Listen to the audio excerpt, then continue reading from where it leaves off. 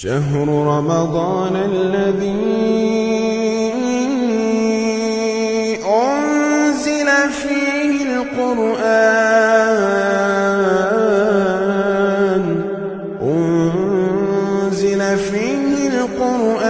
هدى للناس وبينات من الهدى والفرقان. السلام علیکم ورحمۃ اللہ وبرکاتہ. اعوذ باللہ من الشیطان الرجیم. بسم اللہ الرحمن الرحیم. قال الملأ الذین استکبروا من قومه لنخرجنک یا شعیب والذین آمنوا معك من قریتنا او لتعودن فی ملتنا قال اولو كنا کارہین. 9ویں پارے کی تفسیر کا خلاصہ پیش کیا جا رہا ہے. بہت ہی اہم مباحث ہیں جنہیں انتہائی غور سے سننے کی ضرورت ہے. حضرت شعیب علیہ السلام اور ان کی قوم کا ذکر چل رہا ہے. یہ قوم شرک کے ساتھ ساتھ ایک اخلاقی بیماری، اقتصادی بیماری میں مبتلا تھی. پیسہ پورا لیتی تھی اور ناپ تول کم کرتی تھی. یعنی یہ تطفیف کی بیماری میں مبتلا تھی. ایک چیز ذہن نشین کریں کہ جیسے شراب ام الخبائث ہے کہ آدمی شراب پی لے تو کچھ بھی کر سکتا ہے، اس لیے کہ جب اس کا دماغ ہی قابو میں نہیں ہے، مرڈر بھی کر سکتا ہے، کسی نالے میں گر سکتا ہے، کسی کو برا بھلا کہہ سکتا ہے، ہر گناہ کر سکتا ہے، اس لیے کہ اس کا دماغ قابو میں نہیں ہے. اسی وجہ سے اسے ام الخبائث کہا جاتا ہے. ایسے ہی تمام امراض روحانیہ میں سب سے بدترین مرض شرک ہے. یہ جب آدمی کی زندگی میں آ جاتا ہے تو یہ مقناطیس کی طرح ہوتا ہے، تمام برائیوں کو اپنی طرف کھینچ لیتا ہے. اسی وجہ سے تمام انبیاء کرام کا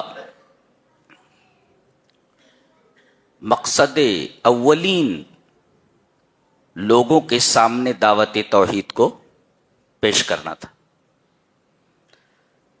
اب انہوں نے توحید پیش کی اور ان کے اس عمل بد سے روکا کہ بھئی پیسہ پورا لیتے ہو، ناپ تول بھی پورا دو. کہنے لگے. اچھا، اس میں یہ کہا گیا کہ جو ان کے شہر کے بڑے لوگ تھے، الملو means strong man, strong people جو ہوتے ہیں، وہ جو ہے مالی اعتبار سے،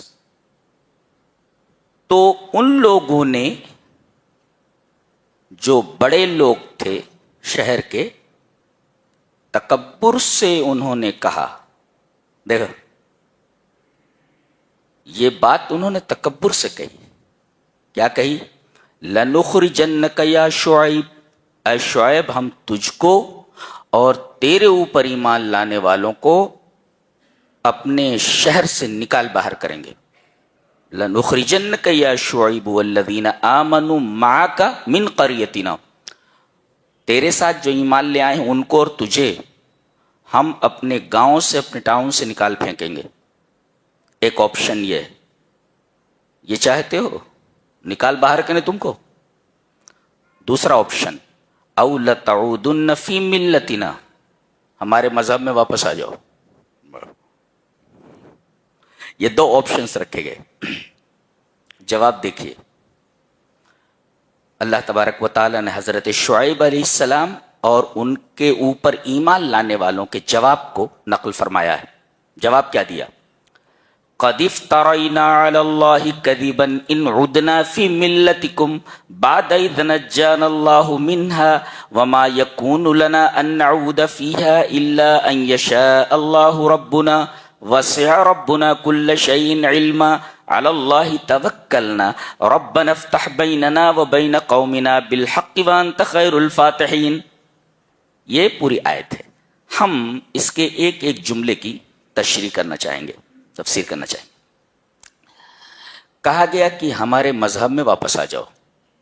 جواب دیکھیے, اگر ہم تمہارے مذہب میں لوٹ گئے, ان عدنا فی ملتکم, آدھا یعود مس لوٹنا, اگر ہم تمہارے مذہب میں لوٹ گئے تو ہم اللہ کے اوپر جھوٹ باندھنے کے گناہ کے مرتکب ہوں گے. غور سے دیکھیں, ایک آدمی کو معلوم ہوا کہ یہ جتنے لوگ ہیں سب شرک کرنے والے ہیں, اور شرک یہ سب سے بڑا گناہ ہے. معلوم ہو گیا, یا انہیں معلوم ہو گیا کہ یہ باطل چیز ہے. اللہ تعالی نے ان لوگوں کو ان لوگوں سے الگ کر کے توحید کے میدان میں لا کر کھڑا کر دیا. وہ لوگ باطل پر تھے, اللہ نے ان لوگوں کو ان کے درمیان سے نکال کر حق کے میدان میں کھڑا کر دیا. کہتے ہیں کہ اگر ہم دوبارہ تمہارے مذہب میں چلے گئے تو یہ اللہ پر جھوٹ باندھنا ہوا. افترا کا مطلب ہوتا ہے ٹو انوینٹ لائی, کوئی جھوٹ ایجاد کرنا, اس کو کہتے ہیں افترا. ٹو انوینٹ لائی, جھوٹ ایجاد کرنا. ہم سمجھ رہے ہیں کہ یہ شرک غلط ہے اور اللہ کے ساتھ شرک نہیں کرنا چاہیے. اب اگر ہم دوبارہ توحید سے نکل کر تمہارے ساتھ شرک کرنے لگے تو گویا کہ ہم نے باطل کو حق مان لیا, اور یہ مانا کہ اللہ کا شریک جائز ہے, اور اللہ کا شریک کوئی ہے, اس کو ماننا یہ دنیا کا سب سے بڑا افترا ہے. یہ مطلب اس کا اللہ پر جھوٹ باندھنا ہے. کوئی کہے کہ اللہ کا کوئی شریک ہے, یہ سب سے بڑا جھوٹ ہے جو اللہ کے اوپر باندھا جا رہا ہے. تو اگر ہم توحید کے بعد دوبارہ تمہارے ساتھ آ جائیں اور شرک کرنے لگیں تو گویا کہ ہم مان رہے ہیں کہ اللہ کا کوئی شریک ہے. ہاں, اور اللہ کا کوئی شریک ہے یہ ماننا, یہ اللہ کے اوپر سب سے بڑا جھوٹ باندھنا ہوا. جھوٹی بات ہے یہ, اللہ کو کوئی شریک ہے ہی نہیں. اگر ہم مانے تو گویا کہ ہم جھوٹ باندھ رہے ہیں اور جھوٹی چیز کو مان رہے ہیں. یہ مطلب وہ پہلے جملے کا. قد افترينا على الله كذبا ان عدنا في ملتكم, اگر ہم تمہارے مذہب میں لوٹے تو ہم اللہ پر افترا کرنے والے ہوئے. جی, ایک بعد اذ نجانا اللہ منہا, جبکہ اللہ تبارک و تعالی نے ہمیں تمہارے مذہب سے نجات دے دیا ہے, شرک کے مذہب سے, باطل کے مذہب سے نجات دے دیا ہے. اب نجات دینے کے بعد دوبارہ اس میں جانا یہ اللہ کے اوپر افترا ہے. اچھا, یہ پہلا جملہ ہے. دوسرا جملہ, وما يكون لنا ان نعود فيها الا ان يشاء اللہ. بالکل مایوس کر دے رہے ہیں یہ ان بڑے لوگوں کو جن کا مطالبہ یہ تھا کہ تم ہمارے مذہب میں لوٹاؤ. بالکل مایوس کر دے رہے ہیں.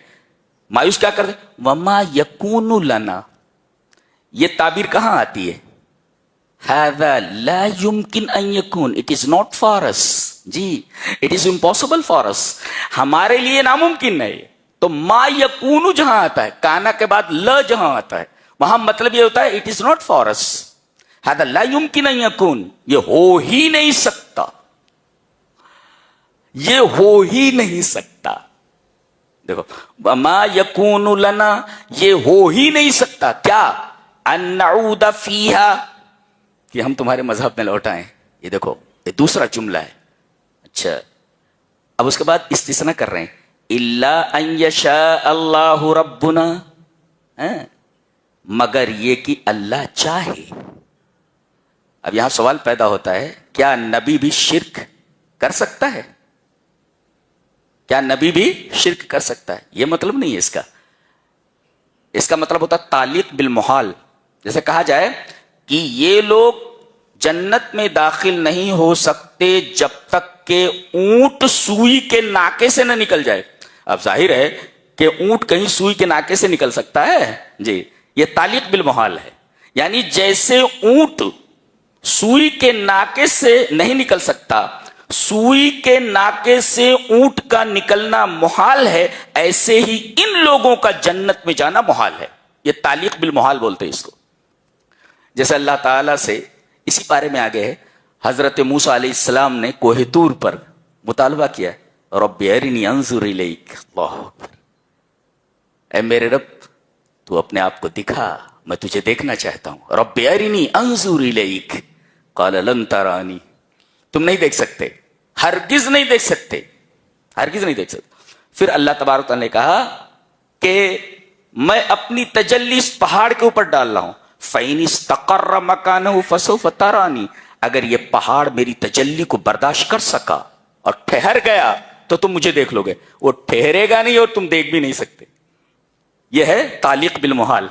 میری تجلی پڑنے کے بعد اگر پہاڑ اپنی جگہ ٹھہر جائے, فَإِنِ اسْتَقَرَّ مَكَانَهُ فَسَوْفَ تَرَانِي, you can see me, تم دیکھ سکتے ہو مجھے.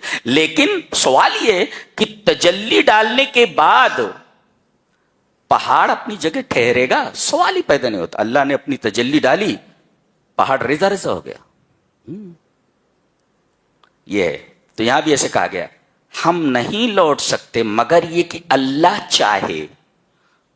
اللہ چاہے. اللہ کے چاہنے کا مطلب ایک اور مثال سے سمجھاتا ہوں. اس اگلے جملے کو ملا لیں اس کے ساتھ تو واضح ہو جائے گا. دیکھو, مگر یہ کہ اللہ چاہے, بہت باریک مبحث ہے یہ, اچھی طرح سمجھو. مگر یہ کہ اللہ چاہے, اس کو دوسرے جملے سے ملاؤ آگے. ربنا وسع رب الا ان یشاء اللہ ربنا وسع ربنا کل شیء علما, ہمارے رب کا علم تمام چیزوں کو حاوی ہے. یعنی ہمارا رب ہر چیز کا علم رکھتا ہے. اب اللہ انشاءاللہ کا مطلب کیا ہوا؟ اللہ کو یہ علم ہے کہ ہماری نیتیں کیسی ہیں, ہمارے ارادے کیسے ہیں. ہماری نیت یہ ہے کہ ہم توحید پر قائم رہیں. جی, ہماری نیت یہ ہے کہ ہم حق کے اوپر قائم رہیں. اللہ تبارک و تعالیٰ کو یہ بات معلوم ہے, لہذا اللہ تبارک و تعالی ہماری نیتوں کی وجہ سے اپنا کرم ہمارے اوپر کرے گا کہ ہمیں شرک کی طرف نہیں لوٹنے دے گا. یہ مطلب ہوا الا ان یشاء اللہ کا. مطلب اگر اس کو اگلے جملے سے ملا لیں, جی وسع ربنا کل شیء علما, اللہ تبارک و تعالی ہماری نیتوں کو جانتا ہے, ہمارے ارادوں کو جانتا ہے. کیا کہ ہم توحید سے پھرنا نہیں چاہتے. تب جب ہماری نیت یہ ہے کہ ہم توحید سے پھرنا نہیں چاہتے تو اللہ تبارک و تعالی کا لطف و کرم یہ ہوگا کہ اس کی مشیت یہ ہوگی کہ ہمیں شرک کی طرف نہ جانے دے, شرک میں ملوث نہ کرے. یہ مطلب ہے. اور وسع ربنا کل شیء علما کا ایک مطلب اور بھی ہے بڑا اچھا سا. کیا؟ ہمیں معلوم نہیں لیکن اللہ کو یہ علم ہے. کیا کہ یہ لوگ کہتے ہیں کہ ہم تم کو اس شہر سے نکال دیں گے اگر تم نے ہمارے مذہب کو دوبارہ قبول نہیں کیا. اللہ کو علم ہے اس بات کا. ہو سکتا ہے کہ اس کے علم میں یہ ہو کہ ان کو نکال باہر کرے اور ہمیں یہاں قائم رکھے. اور وہی ہوا. یہ کہہ رہے تھے تمہیں اپنے شہر سے نکال دیں گے. اللہ تبارک تعالیٰ نے کہا تمہارے شہر کو بھی یہاں سے نکال دیتا ہوں اور تم کو بھی یہاں سے نکال دیتا ہوں. دو باتیں بولے تھے, تم کو نکال دیں گے اپنے شہر سے. اللہ نے فرمایا نہ تم رہو گے نہ تمہارا شہر رہے گا. اللہ اکبر, روکتے کھڑے ہو جائے. آگے وہی بات کہے گی, پہلے یہ دعا دیکھ لیتے ہیں. اللہ توکلنا, ہم نے اللہ ہی پر توکل کیا ہے. اللہ پر توکل کیا ہے، ایسا نہیں کہا، اللہ ہی پر توکل کیا ہے۔ تقدیم الجار والمجرور یفید الحصر، اللہ جار اور اللہ مجرور، اسم الجلالہ مجرور، تو جار مجرور کو مقدم کر کے تخصیص پیدا کی گئی۔ ہم نے اللہ ہی پر توکل کیا، کیا مطلب اللہ پر توکل کرنے کا؟ اے فوزنا امورنا الی اللہ وحدہ، ہم نے اپنے تمام معاملات کو اللہ کے حوالے کر دیا ہے، یہ اور یہی مطلب ہے لا حول ولا قوت الا باللہ کا۔ علی اللہ توکلنا کا کیا مطلب ہوا؟ لا حول ولا قوت الا باللہ، حول کا مطلب پھرنا، تحول من حال الى حال، ہم معصیت سے طاعت کی طرف، گناہ سے نیکی کی طرف، مرض سے صحت کی طرف، غریبی سے امیری کی طرف نہیں پلٹ سکتے اگر تو نہ چاہے۔ ایک یہ مطلب ہوا، اور قوت کا مطلب کہ اللہ معصیت سے طاعت کے اوپر لا کر کھڑا کر دے تو ہم اطاعت کر ہی نہیں سکتے اگر اللہ ہمیں طاقت نہ دے، یہ مطلب ہے لا حول ولا قوت، ہم معصیت سے گناہ سے طاعت کی طرف نہیں پھر سکتے جب تک اللہ نہ چاہے۔ تو اب اللہ تعالی نے ہمیں گناہ سے نیکی کی طرف پھیر دیا ہے، اب یہ نیکی ہم اس وقت تک نہیں کر سکتے جب تک کہ اللہ کی مدد نہ آ جائے۔ جی تو اللہ توکلنا میں ہم نے حوالے کر دیا اپنی طاقت کو، اپنی قوت کو، اپنی تمام چیزوں کو اللہ کے۔ یہ مطلب ہے اللہ توکلنا، یعنی ہم نے اپنے تمام کاموں کو صرف اللہ کے حوالے کر دیا ہے۔ ہم ایک حالت سے دوسرے حالت کی طرف نہیں پھر سکتے جب تک کہ اللہ نہ چاہے، اللہ کی مدد ہو، اور طاعت کی طرف آ گئے تو طاعت نہیں کر سکتے جب تک کہ اللہ کی مدد نہ آ جائے۔ ھذا معنی علی اللہ توکلنا۔ اب آخری دعا دیکھو، ربنا افتح بیننا وبین قومنا، اے ہمارے رب ہمارے درمیان اور ہماری قوم کے درمیان فیصلہ کر دے۔ افتح کا مطلب ہوتا ہے اقض، اسی وجہ سے یمن والوں کی زبان میں فتاح قاضی کو کہا جاتا ہے۔ قاضی کو کیا بولتے ہیں؟ فتاح۔ فتاح کا مطلب کھولنے والا، وہ کھول دیتا ہے کہ یہ حق ہے یا باطل ہے۔ بھئی دو آدمی آئے، ایک آدمی کہتا ہے میں حق پر ہوں، دوسرا آدمی کہتا ہے کہ میں حق پر ہوں، اب دونوں اپنے اپنی دلیلیں پیش کرتے ہیں، پھر یہ قاضی فیصلہ کرتا ہے تو بات کھل جاتی ہے کہ یہ حق کے اوپر ہے اور یہ باطل کے اوپر ہے۔ تو افتح کا مطلب ہوتا ہے، اور عجیب بات یہ ہے کہ پورے قرآن حکیم میں واردت مادۃ فتح فی 38 موضعا، یہ لفظ فتح کھول دے، فیصلہ کر دے، 38 جگہوں پر آیا ہے، 38 جگہوں پر آیا ہے، جی 38 جگہوں پر آیا ہے۔ تو فیصلہ کر دے ہمارے درمیان، کون حق پر ہے اور کون باطل پر ہے، تو فیصلہ کر دے، جیسے جج فیصلہ کرتا ہے کہ یہ حق ہے اور یہ باطل ہے، ایسے ہی فیصلہ کر دے کہ فمن کان محقا فانصرہ، جو حق پر ہے اس کی مدد فرما، ومن کان بخلاف ذلک فجازہ ان یستحق، اور جو حق کے اوپر نہیں ہے اسے وہ جس سزا کا مستحق ہے اس کو وہ سزا دے۔ یہ مطلب ہے ربنا افتح بیننا وبین قومنا کا۔ جی جو حق پر ہے تو اس کی مدد فرما، اور جو حق کے اوپر نہیں ہے اے ہمارے رب اس کو وہ سزا دے جس کا وہ مستحق ہے۔ یہ مطلب ہوا ربنا افتح بیننا وبین قومنا کا۔ اور آخر میں تعریف کی گئی وانت خیر الفاتحین، سب سے بہترین فیصلہ کرنے والا تو ہی ہے۔ گویا کہ آدمی جب اللہ سے دعا کرے تو اللہ کی تعریف ضرور کرے، وانت خیر الفاتحین، یعنی تمام فیصلہ کرنا، فاتح یعنی تمام فیصلہ، یعنی افضل من یحکم، کائنات میں جتنے بھی فیصلہ کرنے والے ہیں تمام فیصلہ کرنے والوں سے بہتر فیصلہ کرنے والا تو ہی ہے۔ اللہ اکبر، یہ مطلب اس کا۔ آگے فرمایا گیا قوم شعیب نے کہا، قوم شعیب کے بڑے لوگوں نے کہا قوم شعیب سے، لئن اتبعتم شعیبا انکم اذا لخاسرون، کہ اگر تم شعیب کی بات مانو گے تو گھاٹا اٹھانے والوں میں سے ہو جائے گا۔ اللہ اکبر، یعنی حضرت شعیب یہ کہہ رہے کہ ڈنڈی مت مارو، तौल पूरी दो. तो ये कह रहे हैं इनकी बात मानोगे ना तो घाटा होगा. अल्लाह, घाटा होगा. दुनियादार लोग यही देखते हैं, दुनियादार लोग इसी तरीके से देखते हैं कि खसारा इसको बोलते हैं, यानी दूसरे का हक मार लो, इसी को फायदा कहते हैं. इन लोगों ने कहा कि अगर तुम शोएब की बात मानोगे और डंडी मारना छोड़ दोगे तो ये तो खसारे वाली बात है. इन्होंने कहा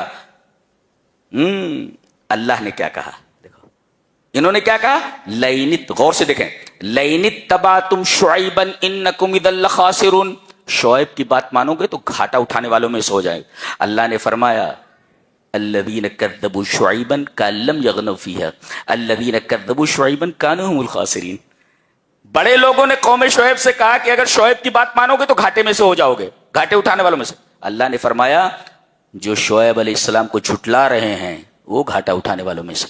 देखिए उनका जवाब है ये. और हुआ वैसे ही.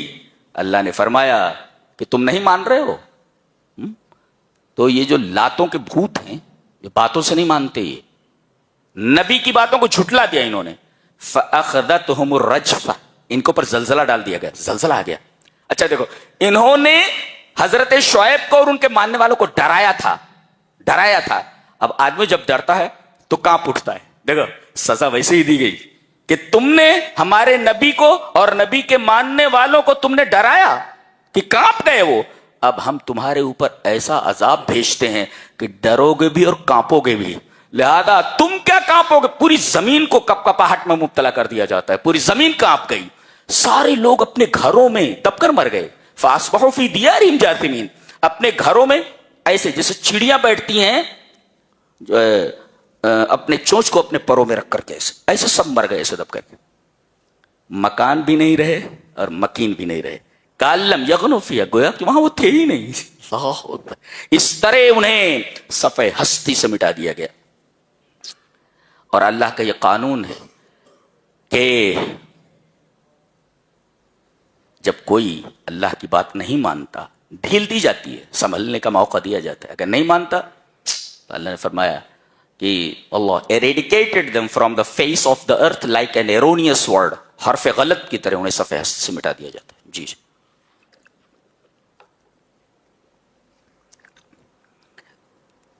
मिट गए सबके सब. सबक क्या मिला, सबक ये मिला कि अल्लाह और उसके रसूल की बातों को मानने में दरेग न करो, हिचकिचाहट न करो. जितना तुम उनके पैगाम को ठुकराओगे उतने ज्यादा जलील होगे, उतने ज्यादा अल्लाह तबारक तआला के अजाब के दायरे में आओगे. आज वही हाल है पूरी दुनिया में, सब अल्लाह और उसके रसूल के पैगाम से दूर है. जी अच्छा, एक कानून बताया जा रहा है. अल्लाह फरमाता है जब पैगंबर हमारी बात अपनी उम्मत के सामने रखता है और वो मानते नहीं तो हम बासा और जर्रा उनके ऊपर डाल देते हैं. जी, बासा का ताल्लुक होता है ऐसी परेशानी जिसका ताल्लुक बदन से हो, और जर्रा का मतलब ऐसी परेशानी जिसका ताल्लुक माल से हो. यानी आदमी बीमार हो जाता है और इसी तरीके से आदमी के माल में नुकसान होता है. तो जो मेरे नबी के पैगाम को झुटलाता है हम उसे बासा और जर्रा में मुब्तला कर देते हैं. बासा और जर्रा डाल दे. बासा का मतलब सेहत में नुकसान, बदन में नुकसान, और जर्रा माल में नुकसान. अब देखो, अब ये अजाब डालने के बाद आदमी नहीं मानता, फिर एक और कानून है अल्लाह का, फिर हम इनके ऊपर खुशहाली भेज देते हैं. अल्लाह, अगर अदाब भेजने के बाद कौम नहीं सुधरती तो दूसरी चीज लाई जाती है, खुशहाली ले आई जाती है. तो कहने लगते हैं लोग, अरे ये तो जमाने के इनकलाबात हैं, कभी अमीरी है, कभी गरीबी है, कभी सेहत है, कभी मरज है. जी, कभी अच्छाई है, कभी बुराई है, कभी कहीं खुशी है, कहीं गम है. ये तो इनकलाबात हैं जमाने के. देखो मुसीबत आई थी, अब देखो खुशहाली आ गई. लेकिन इस खुशहाली में जब वो महव हो जाते हैं, ये दूसरा जो मेथड अप्लाई किया गया, दूसरा तरीका अप्लाई किया गया, खुशहाली के बाद भी नहीं माने, तो फ़अख़ज़नाहुम बग़्ततन वहुम ला यशऊरून, फिर हम इनको अचानक पकड़ लेते हैं اور ان کو صفحہ ہستی سے مٹا دیا جاتا ہے، اچانک پکڑ لے۔ ایک حدیث ہے کہ موت الفجأۃ راحۃ للمؤمن واخذۃ اسف للفاجر، مومن آدمی کے لیے، نیک آدمی کے لیے اچانک موت یہ راحت ہے، آرام ہے، اور برے آدمی کی اچانک موت یہ اللہ کی پکڑ ہے۔ یہ ہاں، اگر ایکسیڈنٹ ہو گیا، مر گیا، اچانک مر گیا ہو، مکان گر گیا اچانک مر گیا ہو، تو کہا گیا اچانک اگر موت آتی ہے مومن کی تو اس کے لیے راحت ہے، اور اگر بدکار آدمی کی آتی ہے تو اس کے لیے اللہ کی پکڑ ہے۔ یہ حدیث حد الحدیث و مصحح و مضاعف، یہ حدیث بعض لوگوں کے نزدیک ضعیف ہے اور بعض لوگوں کے نزدیک صحیح ہے۔ علامہ البانی نے صحیح الجامع کے اندر اس حدیث کو صحیح کہا ہے، صحیح الجامع میں لائے ہیں۔ تو یہ ایک قانون ہے اللہ تبارک تعالیٰ کا، پہلے عذاب نازل کرتا ہے، نہیں مانتے، پھر خوشحالی لا دیتا ہے، اور خوشحالی کے بعد بھی نہیں مانتے تو اللہ تبارک تعالیٰ پکڑ لیتا ہے ان کو، اور ایسے وقت میں عذاب آتا ہے کہ آدمی کو سنبھلنے کا موقع نہیں دیا جاتا۔ جی کھیل رہے ہوتے ہیں عذاب آ جاتا ہے، سوئے ہوئے ہیں عذاب آ جاتا ہے، آدمی اٹھ کر بھاگ نہیں سکتا، جی کھیل میں مشغول ہے آدمی، غفلت کا وقت ہے، سویا ہوا ہے، غفلت کا وقت ہے، اللہ تبارک تعالیٰ غفلت کے وقت میں ان کو پکڑتا ہے تاکہ انہیں سنبھلنے کا موقع نہ دیا جائے۔ اور آخر میں کہا گیا افامنوا مکر اللہ، افامنوا مکر اللہ، کیا یہ لوگ بے خوف ہو گئے ہیں اللہ کے مکر سے، اللہ کی خفیہ تدبیر سے؟ وعن ابن عباس رضی اللہ تعالی عنہما ان رسول اللہ صلی اللہ علیہ وسلم كان متكئا فدخل عليه رجل فقال ما الكبائر؟ قال الشرك بالله والإياس من روح الله والامن من مکر اللہ۔ یہ ابن ابی حاتم لائے ہیں اور علامہ البانی اسے سلسلہ صحیحہ کے اندر آئے ہیں، حدیث صحیح ہے۔ حضرت ابن عباس فرماتے ہیں کہ ایک آدمی نبی کریم صلی اللہ علیہ وسلم کے پاس آیا اور آپ ٹیک لگائے ہوئے بیٹھے تھے، ٹیک لگائے ہوئے، کانا متقین، آپ ٹیک لگائے ہوئے تھے، فدخل علیہ رجل، ایک آدمی آیا، کہا کہ ایک سوال کرنا ہے، کہا کہ پوچھو، کہا کہ مل کبائر، بڑے بڑے گناہ کیا ہیں، بڑے بڑے خطرناک گناہ کون سے؟ آپ نے فرمایا بنیادی طور پر 3 گناہ ہیں، ایک الشرک باللہ، ایک، اور دوسرے الایاس من روح اللہ، اللہ تبارک و تعالیٰ کی رحمت سے مایوس ہو جانا۔ آدمی کتنا ہی گنہگار کیوں نہ ہو جائے، اگر وہ اللہ کی رحمت سے مایوس ہو جائے تو یہ بہت بڑا گناہ ہے۔ گویا وہ یہ سمجھ رہا ہے کہ میرے گناہ اتنے بڑے ہیں کہ اللہ کی رحمت اس سے بڑی نہیں ہو سکتی، یہ اللہ تبارک تعالیٰ کی رحمت کی توہین ہے۔ لہذا آدمی کو کبھی بھی اللہ کی رحمت سے مایوس نہیں ہونا چاہیے۔ اللہ کے رسول نے فرمایا 3 چیزیں کبیرہ گناہوں میں سے ہیں، کیا؟ ایک شرک باللہ، اللہ کے ساتھ شرک کرنا، دوسرے الایاس من روح اللہ، اللہ تبارک و تعالیٰ کی رحمت سے مایوس ہو جانا۔ کوئی یہ سمجھے میں نے اتنے گناہ کیے ہیں، اللہ مجھے کیسے معاف کرے گا، یہ اللہ کے رحمت کی توہین ہے۔ کوئی بھی گناہ اللہ کے رحم سے بڑا نہیں ہو سکتا، یہ یاد رکھو۔ اور تیسرے والامن من مکر اللہ، اللہ تبارک و تعالیٰ کے مکر سے بے خوف ہو جانا۔ جیسے فَإِذَا أَذْنَبْتَ ثُمَّ رَأَيْتَ اللَّهَ يَزِيدُكَ فِي النِّعَمِ فَاعْلَمْ أَنَّ ذَلِكَ اسْتِدْرَاجٌ، کہ آپ گناہ پر گناہ کرتے چلے جا رہے ہیں اور اللہ تمہاری نعمتیں بڑھاتا جا رہا ہے، تم گناہ کرتے جا رہے ہو اور اللہ تمہاری نعمتیں بڑھاتا جا رہا ہے، تو سمجھو کہ یہ ڈھیل دی جا رہی ہے۔ جی جیسے وہ چارہ لگا ہوا ہوتا ہے کانٹے میں، جی جیسے مچھلی اس کو پکڑتی ہے تو آدمی ڈور کو ڈھیلا چھوڑ دیتا ہے۔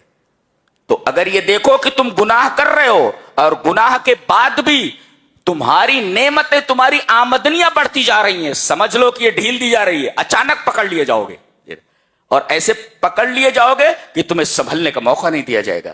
جی قرآن یہی ساری چیزیں بتاتا ہے کہ اپنی زندگی سدھارو، یہ سسٹم آف لائف ہے، سسٹم آف لائف۔ جی اللہ اکبر۔ آگے متوجہ ہیں میری طرف اور غور سے سنو۔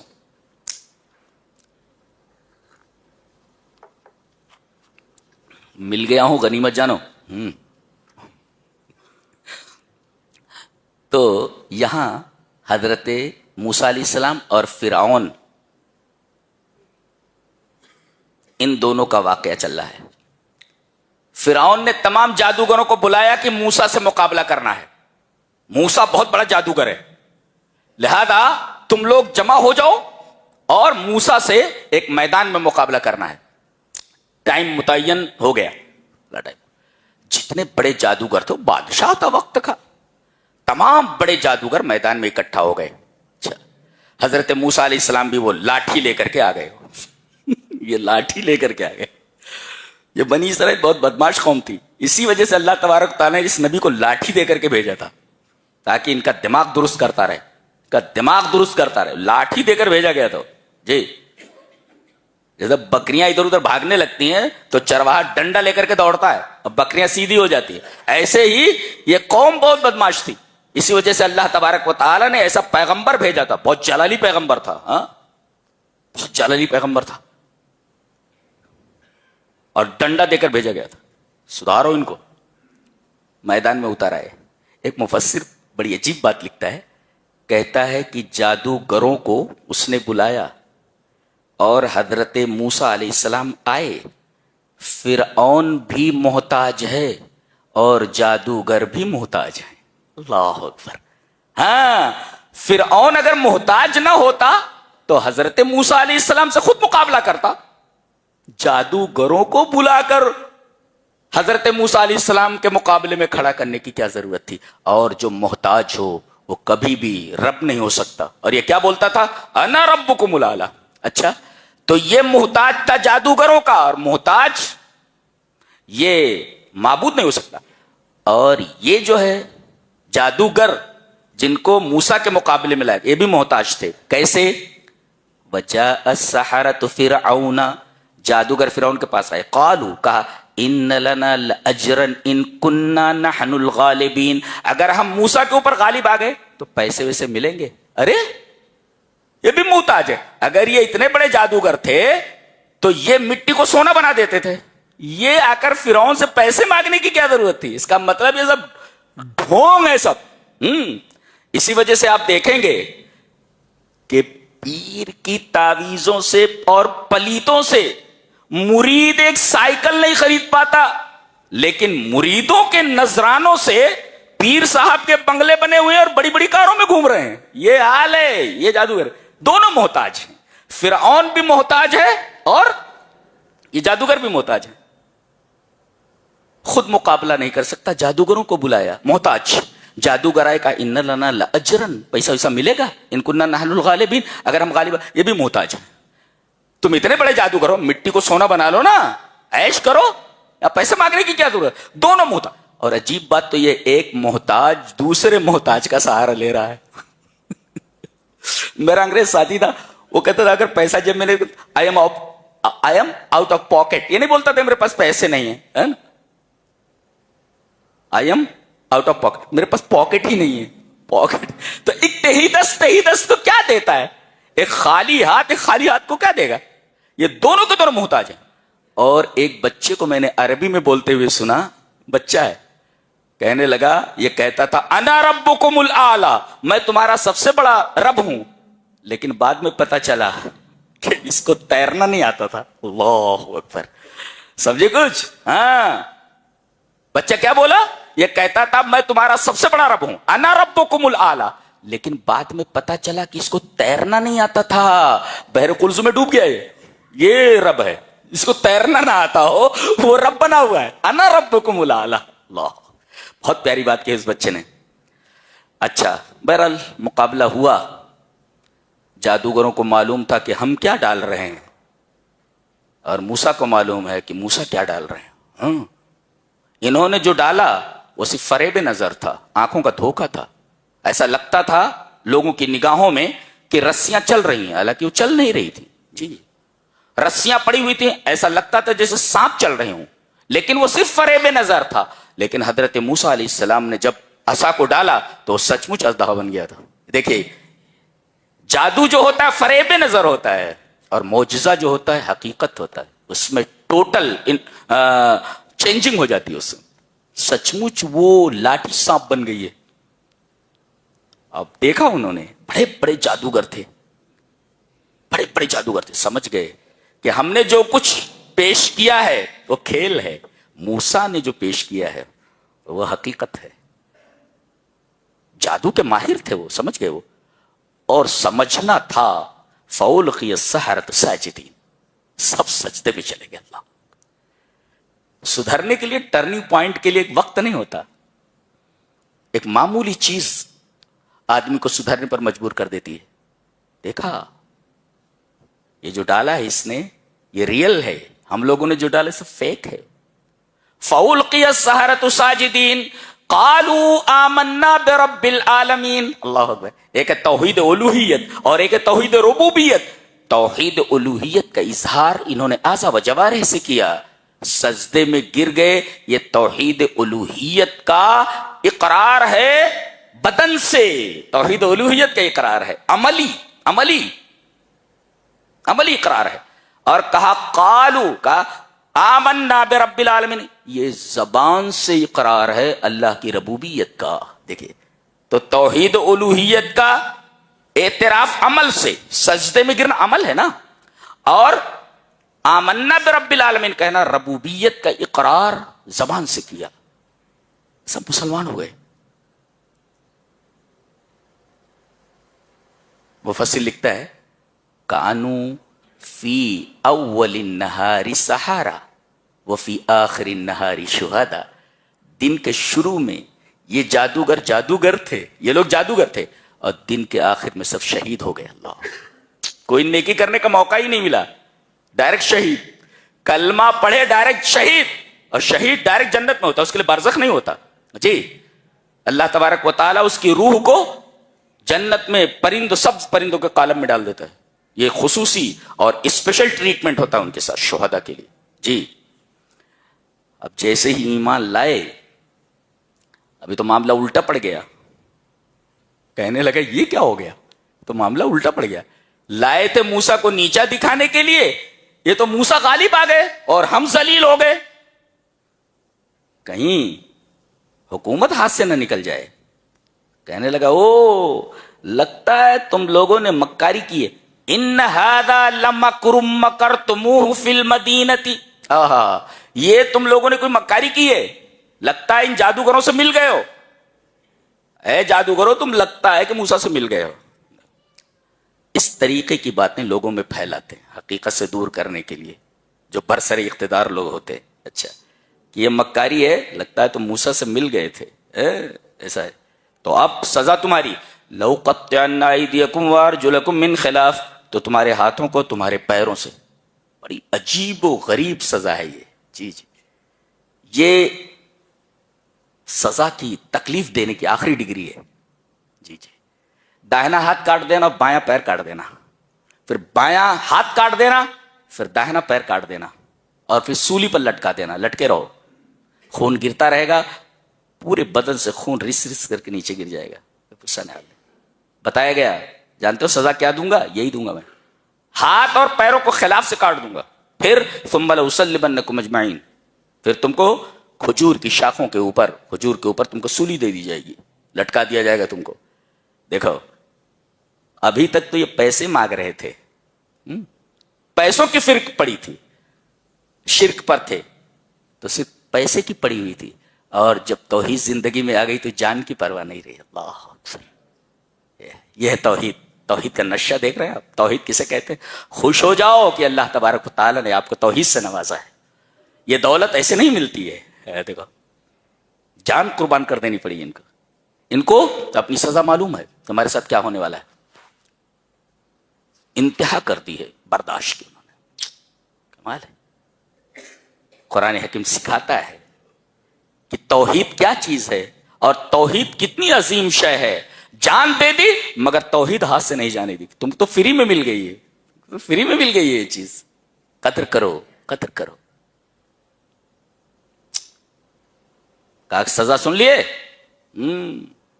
ہاتھ پیر خلاف سے کاٹ دیے جائیں گے اور سولی دے دی جائے گی۔ جواب دیکھو، قالوا انا الی ربنا منقلبون، ہم اپنے رب کی طرف پلٹنے والے ہیں۔ کیا جواب ہے، اللہ توحید آنے کے بعد زندگی ہیچ ہو گئی ان کی نگاہوں میں، زندگی کی کوئی قیمت نہیں رہ گئی. موت سامنے رقص کر رہی ہے لیکن انہیں کوئی پرواہ نہیں ہے. جواب دیکھو، قالوا انا الی ربنا منقلبون، ہم اپنے رب کی طرف پلٹنے والے ہیں، اب رب سے ملاقات کرتے ہیں، رب سے ملاقات. توحید کیا سکھاتی ہے معلوم ہے آپ کو؟ توحید کو صرف رٹو نہیں، توحید توحید توحید، توحید کو سمجھو. بڑی اچھی اچھی کتاب ہے اس کے اوپر، کتاب التوحید ہے، اردو میں اس کا ترجمہ ہے. عقید طحاویہ ہے، اردو میں ترجمہ ہے، پڑھیے. عقید واسطیہ ابن تیمیہ کی، وہ پڑھیے. اور خاص طور سے سورہ الانعام کا ترجمہ 2-3 بار پڑھو زندگی میں. اور آگے سورہ فاطر آ رہی ہے، ابن عثیمین رحمہ اللہ نے 6 ورق 6-7 صفحے سورہ کی تفسیر تقریباً 200-250 صفحات پر کی ہے اور توحید کو کھول کھول کر بیان کیا ہے. تو 2 سورتیں خاص طور سے پڑھو، ایک سورہ فاطر اور دوسرا سورہ انعام، یہ ضرور پڑھو.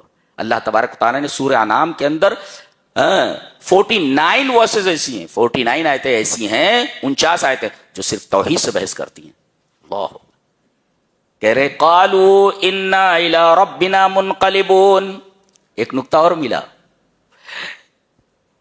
جب تک شرک کے موقع پر ڈٹے ہوئے تھے یہ، تب تک انہیں آخرت کی فکر نہیں تھی.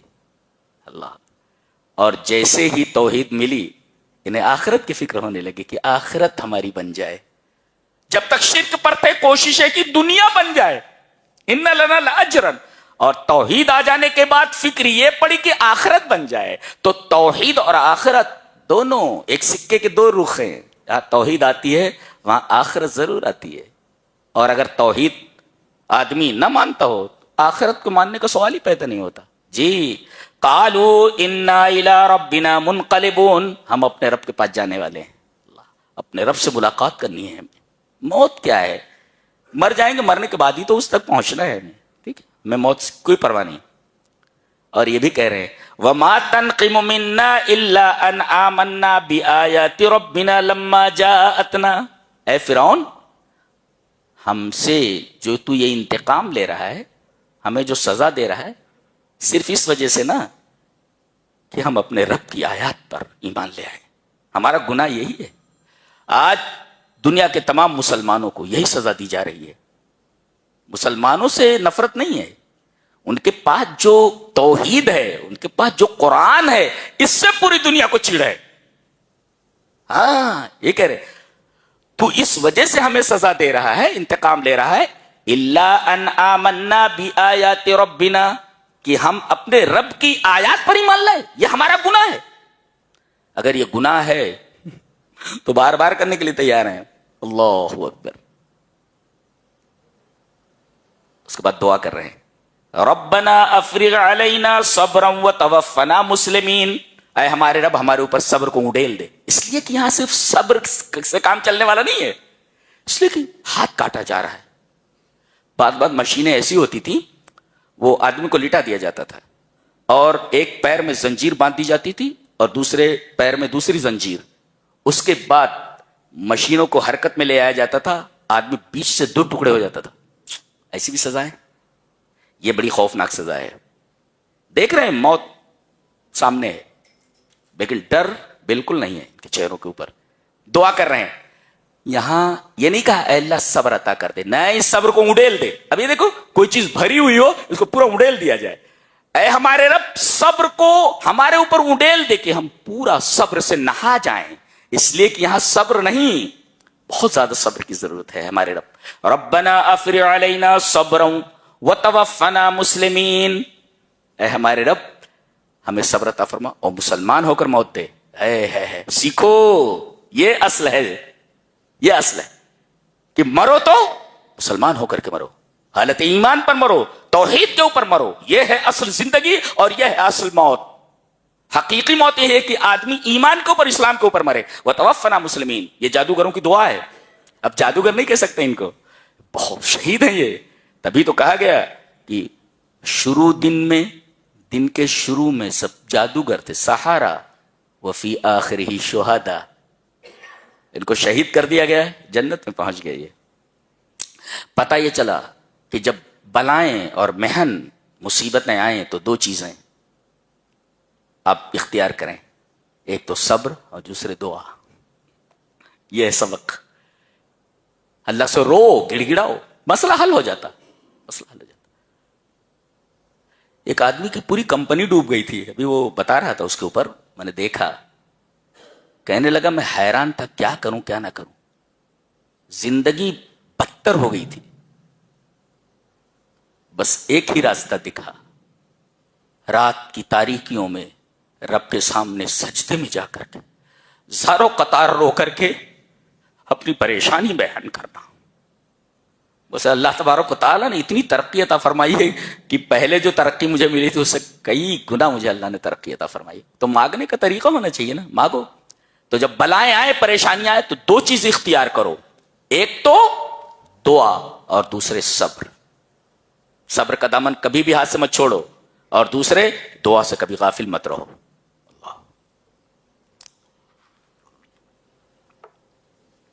آگے بتایا گیا یہ واحد پیغمبر ہے. یہ اللہ تبارک تعالیٰ نے انہیں 9 نشانیاں عطا فرمائی تھی، بڑے بڑے 9 معجزات تھے. اللہ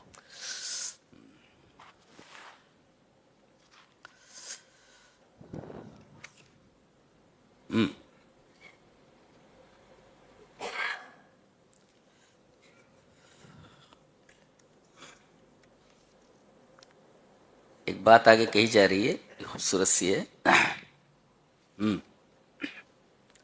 کہ اللہ تبارک و تعالی نے عہد الست میں وَإِذْ أَخَذَ رَبُّكَ مِن بَنِي آدَمَ مِن ظُهُورِهِمْ ذُرِّيَّتَهُمْ وَأَشْهَدَهُمْ عَلَىٰ أَنفُسِهِمْ. اس کو سمجھنے کی ضرورت ہے، خالص توحید کی آیت ہے. جی اللہ تبارک و تعالی نے حضرت آدم کو بنانے کے بعد ان کی پیٹھ پر ہاتھ پھیرا اور ان کی جتنی اولاد قیامت تک آنے والی تھی سب کو نکال لیا.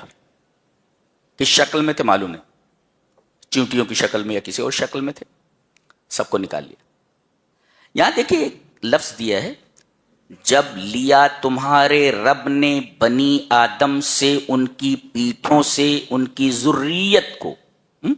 تو یہاں تو کہا جا رہا ہے آدم کی اولاد کی پیٹھوں سے نکالا، اور حدیث میں ہے کہ آدم کی پیٹھ پر ہاتھ پھیر کر کے آدم کی پیٹھ سے نکالا. یہاں کہا جا رہا ہے آدم کے بیٹوں سے ان کی پیٹھوں سے نکالا، اور یہاں کہا جا رہا ہے حدیث میں کہ آدم کی پیٹھ سے نکالا. علامہ انباری نے حدیث اور قرآن دونوں میں تطبیق یہ دی ہے کہ اللہ تبارک و تعالیٰ نے آدم کی پیٹھ سے ان کی ذریت کو نکالا، پھر ان ذریت کی پیٹھوں سے سب کو نکالا. مثلا آپ کو نکالا گیا، پھر ان سے جتنے بچے ہونے والے تھے ان سے نکالا گیا. ایسا سمجھ میں آ گیا نا؟ ہاں یہ مطلب. لہذا حدیث اور قرآن میں کوئی تعارض نہیں. ویسے بھی یہ اصول یاد رکھو، کوئی بھی صحیح حدیث قرآن کی کسی آیت سے معارض نہیں ہو سکتی، ٹکراتی نہیں ہے. اگر حدیث صحیح ہے تو نکالا اللہ نے، سب آ گئے. وَأَشْهَدَهُمْ عَلَىٰ أَنفُسِهِمْ، اور ان کو اپنے اوپر گواہ بنایا، اور یہ کہا أَلَسْتُ بِرَبِّكُمْ، کیا میں تمہارا رب نہیں ہوں؟ سوال یہ ہے کہ اللہ نے یہ نہیں کہا کیا میں تمہارا معبود نہیں ہوں، کہا کیا میں تمہارا رب نہیں ہوں.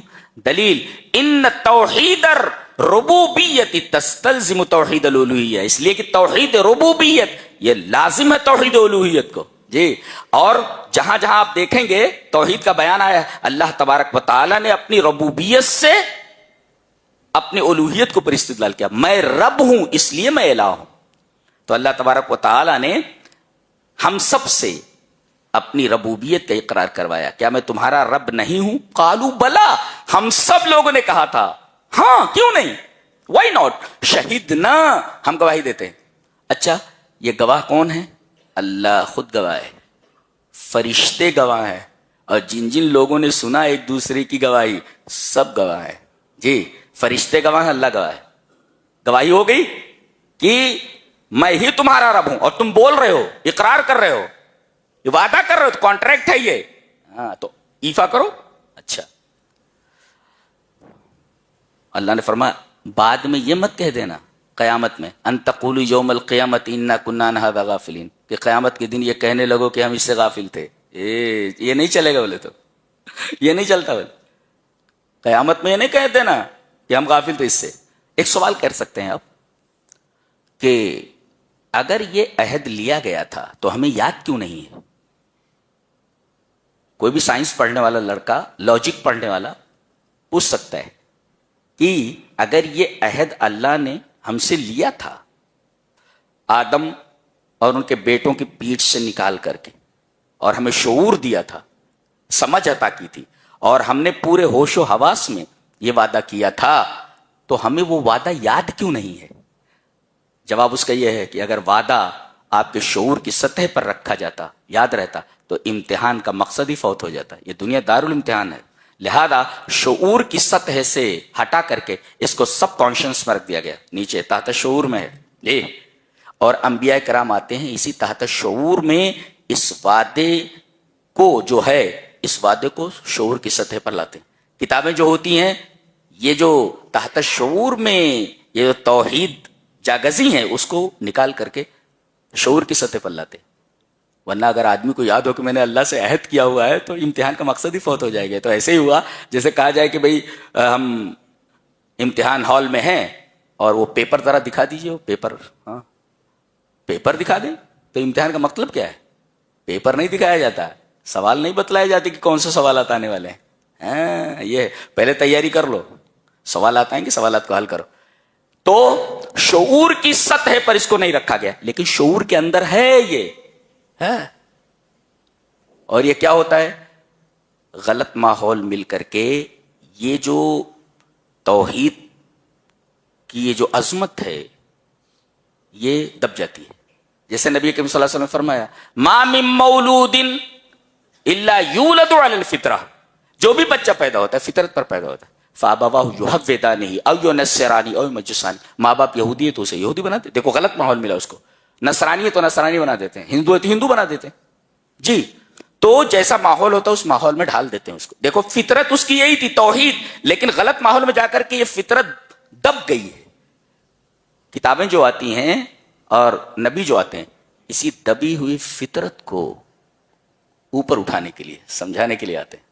ہاں تو ہمیں یاد کیوں نہیں ہے وہ تمہارے ذہن میں ہے، فطرت میں ہے. وہ کتابیں آ رہی ہیں، انبیاء آ رہے ہیں سمجھانے کے لیے جی. اور اگر تمہارے شعور کی سطح پر اس کو رکھا جاتا تو امتحان کا مقصد فوت ہو جاتا جی جی. اچھا دوسرا سوال، ایک ہی ساتھ حضرت آدم کی پوری ذریت کو قیامت تک آنے والے تمام لوگوں کو کیسے نکال لیا گیا؟ ممکن ہے؟ سائنٹیفکلی ممکن ہے؟ بولے ممکن ہے. کیسے؟ جیسے کہتے ہیں کہ بھئی سیمن کے 1 ملی لیٹر کے اندر تقریباً 10 ملین کتنے 10 کروڑ تقریباً اسپرمیٹوزوا ہوتے ہیں، جراثیم 1 ملی لیٹر میں، 1 ml میں. اور مقاربت کرتے وقت منیمم 3 ml کا اخراج ہوتا ہے. کتنے ہو گئے؟ کتنے ہو گئے؟ اللہ اکبر. تو یہ ممکن ہے سائنٹیفکلی بھی کہ ایک ساتھ کسی آدمی سے اس کی پوری ضروریت کو نکال لیا جائے جی. غیر سائنٹیفک نہیں ہے جی. آگے فرمایا گیا کہ یہ نہ کہہ دینا قیامت کے دن ہم غافل تھے. او تقولوا انما اشرک آباؤنا من قبل وكنا ذریۃ من بعدهم افتهلكنا بما فعل المبطلون. یہ بھی مت کہنا کہ ہمارے آبا نے شرک کیا، ہم ان کی اولاد تھے. وَكُنَّا ذُرِّيَّةً مِّن بَعْدِهِمْ، ان کے بعد ہم آئے، ہم ان کی اولاد تھے. ہم نے اپنے آبا کو شرک کرتے ہوئے دیکھا، ہم ان کے بعد آئے، ان کے بچے تھے ہم، لہذا ہم اپنے باپ دادا کے طریقے پر چلے. یہ مت کہنا، یہ مت کہنا. أَفَتُهْلِكُنَا بِمَا فَعَلَ الْمُبْطِلُونَ، تو اے اللہ کیا ہمیں باطل پرستوں کی وجہ سے ہلاک کرے گا؟ یہ بہانہ نہیں چلے گا. یہ مبتلون لا کر کے بتایا گیا کہ سب سے بڑی باطل چیز شرک ہے جی. اور ایمان میں تقلید نہیں چلتی کہ باپ دادا نے شرک کیا ہے ہم بھی اسی راستے پر چلتے رہے. یہ تقلید کی خرابی ہے. دیکھو باپ دادا نے کیا لہذا بغیر سوچے سمجھے باپ دادا کے راستے پر چلتے رہنا. یہ دیکھیے خاص توحید میں تقلید نہیں چلتی، ایمانیات میں تو تقلید چلتی ہی نہیں، بطور خاص نہیں چلتی. اللہ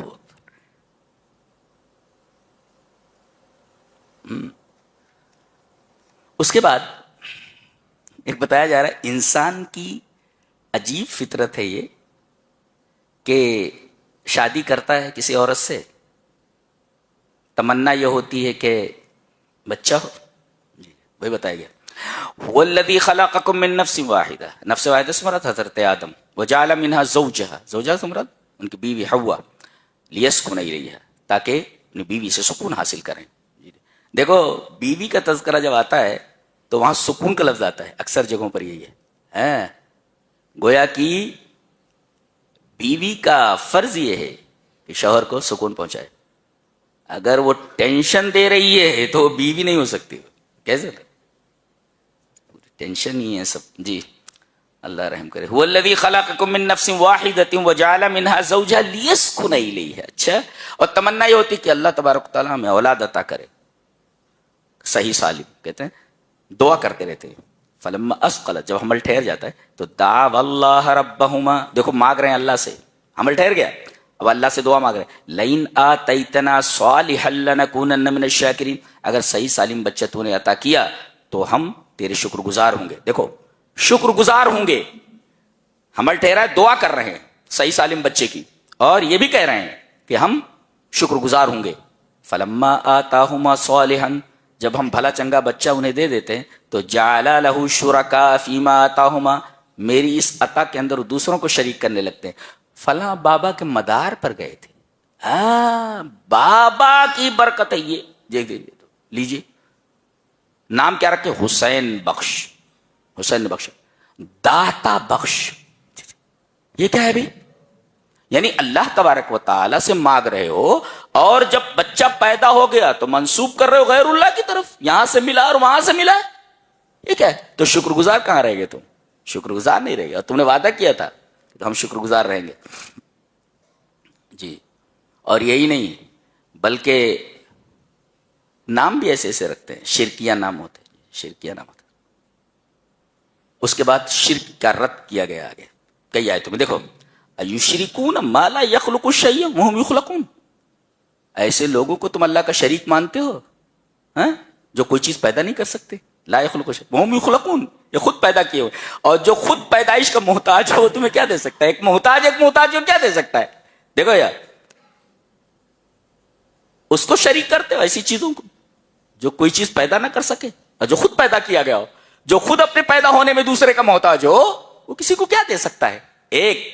اور دوسرے ولا یستطیعون لهم نصرا، کسی کی مدد نہیں کر سکتے. اور دوسروں کی مدد تو چھوڑو، ولا انفسهم ينصرون، اپنی مدد نہیں کر سکتے. ایسے لوگوں سے مانگ رہے. دیکھو ایک طرف سے تردید کی جا رہی ہے. جی وَإِن تَدْعُوهُمْ إِلَى الْهُدَى لَا يَتَّبِعُوكُمْ، اگر تم ان کو ہدایت کی طرف بلاؤ تو وہ تمہیں فالو نہیں کر سکتے.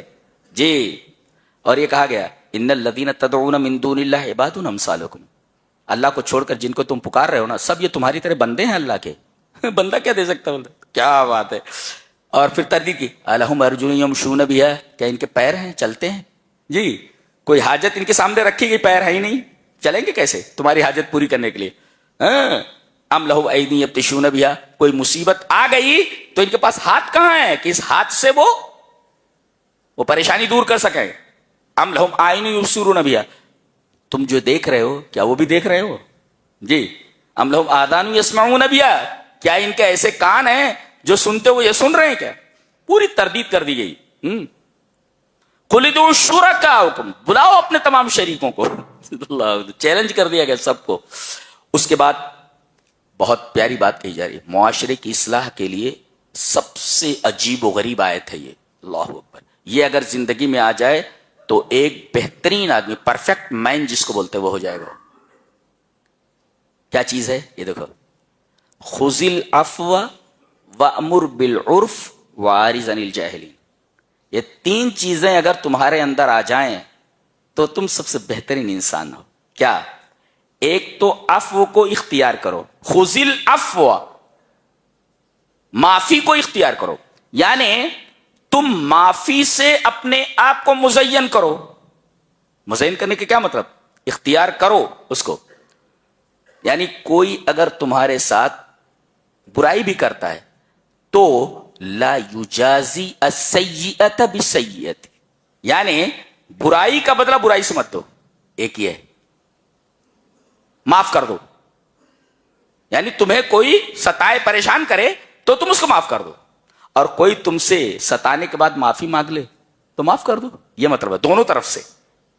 کوئی تمہارے ساتھ برا سلوک کرے تو معاف کر دو, اور اگر برا سلوک اس نے کیا ہے اور آ کر کے آپ سے معافی مانگ رہا ہے تو آپ معاف کر دیں. دیکھو خذ العفو, یہ معاشرے کے لیے بہت بہترین ایک اصول ہے, ایک ضابطہ ہے. اچھا, وامر بالعرف, اور عرف کا حکم دو. عرف کا تو مطلب ہے العرف هو المعروف والمعروف ما عرفہ الشرع, شریعت جس کو جانتی ہو. والمنکر, اس کے مقابلے میں منکر ہے, والمنکر ما انکرہ الشرع, شریعت اس کو ناپسند کرتی ہو وہ منکر ہے, اور شریعت جس کو پسند کرتی ہو وہ ہے عرف معروف. تو یہ مطلب لے سکتے ہیں بھلائی جو بھی ہو سکتی ہے اس کے سامنے پیش کریں, اور جو بھی بری چیز ہے اس سے اس کو روکیں. اس کو کہتے ہیں وامر بالعرف. اور ایک چیز, ایک اور مطلب ہے اس کا. عرف کا مطلب ہوتا ہے ما تعارف علیہ الناس بشرط الا یخالف ذلك العرف قانون الشرعی, یعنی ایسی چیز جو معاشرے میں اچھی سمجھی جاتی ہے آپ وہ چیزیں لوگوں کے سامنے پیش کریں اس شرط پر کہ معاشرے کے اندر جو چیز اچھی سمجھی جا رہی ہے وہ اسلام کے کسی قانون کے خلاف نہ ہو. اس لیے کہ ہو سکتا ہے کہ کوئی چیز اچھی لوگوں کی نگاہ میں ہو لیکن وہ اسلام کی نگاہ میں اچھی نہ ہو. اس لیے کہ عقل کا معاملہ کیا ہے, ایک چیز کو آج اچھا سمجھتی ہے اور اسی چیز کو آگے چل کر کے کہتی ہے یہ چیز صحیح نہیں ہے. تو العقل یتغیر, عقل بدلتی رہتی ہے. والشرع ثابت لا يتغیر, شریعت جو ہوتی ہے وہ بدلتی نہیں ہے جی. تو آپ بدلنے والی چیز کو چھوڑ کر کے جو بدلتی نہیں اس کو پکڑو. تو معاشرے میں کوئی اچھی چیز نظر آئے اور وہ شرع کے خلاف نہ ہو تو اس کو کہتے ہیں عرف. تو یہ لوگوں کو عرف کا حکم دے.